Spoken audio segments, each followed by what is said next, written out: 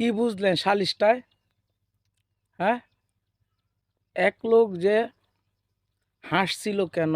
শিক্ষিত লোকটা বলছিল, মাডিরে তুই দুই ভাগ হইয়া যা, আমি ফালদা গাছের উঠে উঠি। কেন বলছিল জানেন?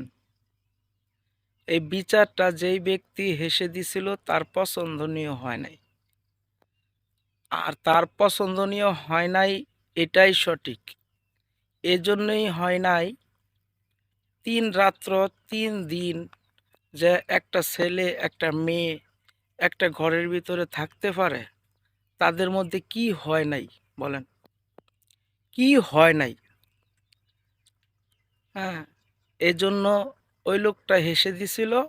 লোকটার মন মতো বিচার হয় নাই বিদায় হেসে দিছিল।